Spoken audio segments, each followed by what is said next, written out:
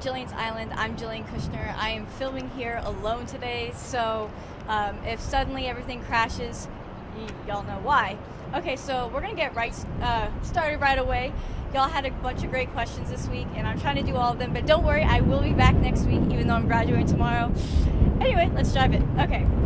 Pampa18 asks, do you follow Charlie F. Strong's Twitter account? Second question, who is the mystery person behind the keyboard? Of course I follow this account, and I have no clue who they are. Actually, one of my journalism teachers wanted to do a story on this guy, and he emailed him, and he stayed in character the entire time until the last email. He actually started to act like a normal person, but I have no idea who it is. No one knows who it is. It's a mystery. Might be UT's greatest mystery.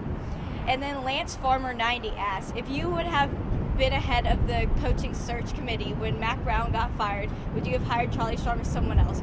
I'm so happy you asked this question. I told you on the message board, I'm so happy you asked this question. I've been waiting for someone to ask me something like this. I would have hired Pete Carroll, and probably y'all are like, oh my god, why would you want to hire Pete Carroll? We hate him. He coached at USC. We beat them. Yes, we beat them, so why hate him? You can hate him all you want, but he is a great coach, and no one can dispute that. I mean, look what he did at USC, and look what he did on the Seahawks. And in his first few seasons on the Seahawks, in the fourth year, he won the Super Bowl. In the fifth year, he took them to the NFC Championship, and they won it. And then, his whole record there in 6 seasons has been 60-36. And you know what happened before he got there to the Seahawks? They were 5-11. The Seahawks were awful before Pete Carroll got there. Everyone can agree to that. And he did the same thing at USC. At USC, he was there for 9 seasons. He had a 97-19 record. Oh my God, this guy is incredible. He had 9 bowl game appearances. So all 9 seasons he went to a bowl game, and 7 of those 9 bowl games were BCS bowl games. 2 of them were national championship games. They were back-to-back national champions in the AP national, but whatever it was, how they had that weird thing where the AP would have a national champion and BCS would have one, and it was weird. They were the AP for 2 years in a row.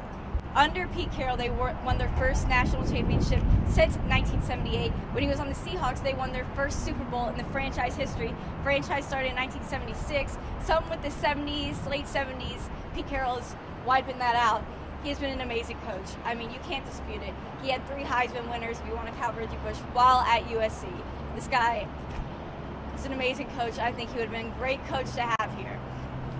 Next question from Game of Thrones. How do you like the chances of the golf team to win a national championship this year? And do you think this team is stronger top to bottom than the team with Jordan Spieth that won the championship?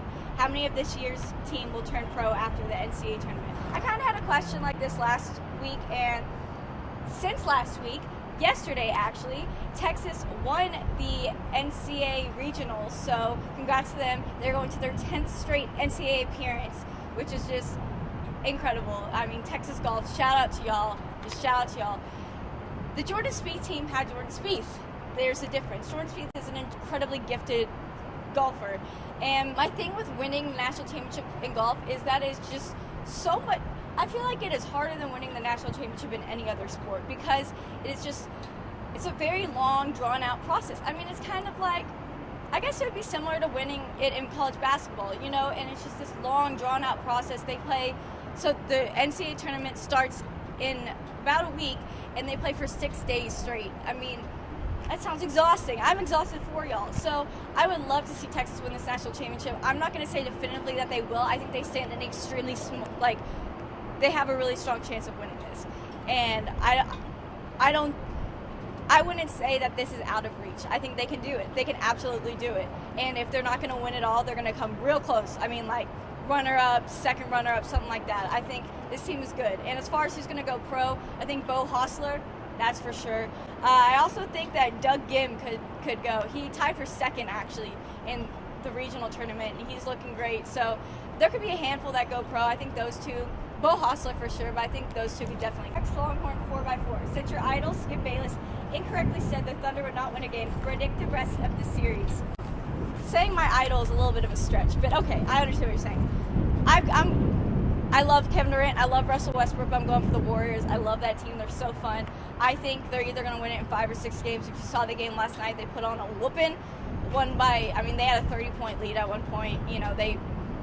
It was over. It was over by the start of the fourth quarter. And this is just a talented team, and I'm loving this series. I would love to see you go to 7 games, 6 games, something like that. But I mean, Warriors are going to come out with the win. As far as the finals, it's going to be Cavs, Warriors. Unfortunately, I'm sorry. I don't really like LeBron. I don't want to see him in the finals again. I mean, he's just going to lose another finals, so that's great.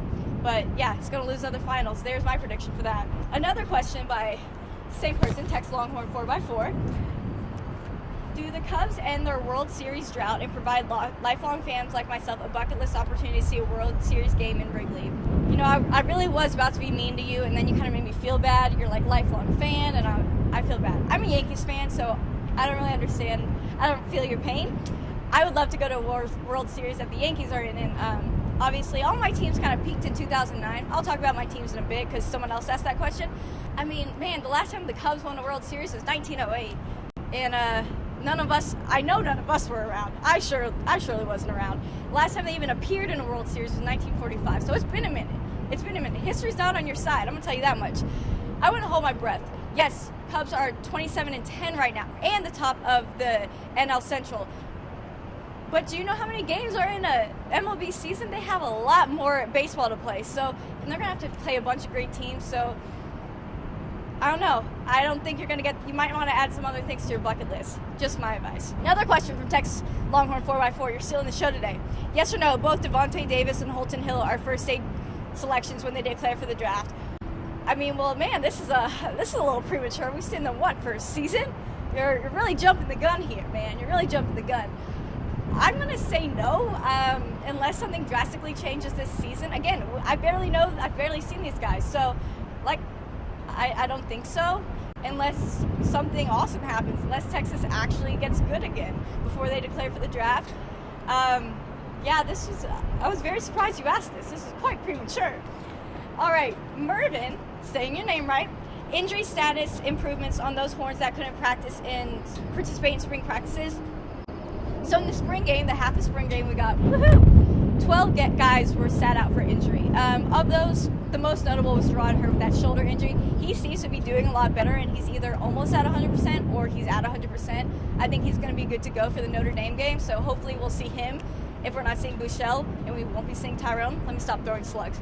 Other than Gerard, Bryce Cottrell was out for a lower back problem. I think that was kind of cautionary. Dylan Haynes had a leg injury, and I haven't heard anything else with that, and I haven't heard anything else with Jason Hall. He had a foot injury. All those seem pretty minor and pretty cautionary. They still want to risk it.